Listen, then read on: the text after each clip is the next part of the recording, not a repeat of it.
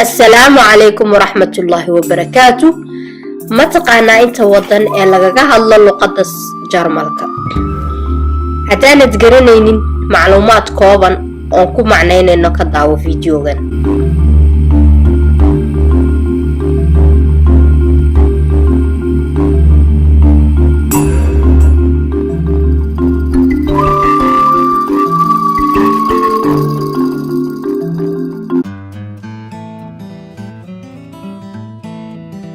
Imisa wadan ayaa luqadda Jarmalka laga isticmaalaa? Luqadda Jarmalka dalal badan ayaa isticmaala oo lagaga hadlaa. Ku dhawaad dad gaadhaya 289 malyan ayaa isticmaasha luqadda Jarmalka oo adduunka ku kala nool. Waxay iskugu jiraan dad u dhashay iyo qaar bartay. Dadka ay luqadda hooyo u tahay waxay gaadhayaan ku dhawaad 103 malyan oo qof.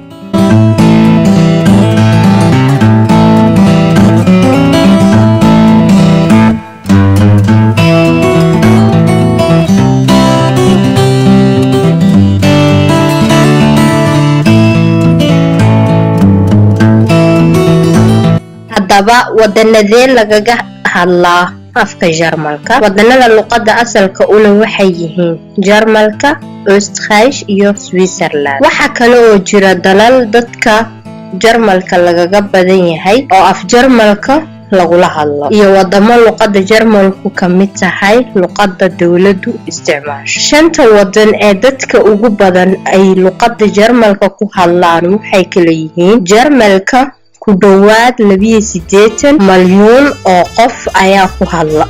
Österreich ku dhawaad 8.7 malyan ayaa ku hadla. Mareykanka 6 malyan ayaa ku hadla. Halka Switzerland ay ku hadlaan ku dhawaad 5 malyan iyo Argentina oo ku dhawaad 1 malyan iyo badh ay ku hadlaan. Toddobadan dal ee ku yaala Yurub waxa afka Jarmalka loo ixtiraafsan yahay luqadda ka midka ah luqadaha dawladdaas laga isticmaalo. Waxay kala yihiin Jarmalka, Österreich, Switzerland, Luxembourg, Belgium, Liechtenstein iyo Denmark. Dalka Luxembourg ku dhawaad nus malyan qof ayaa ku hadla Jarmalka.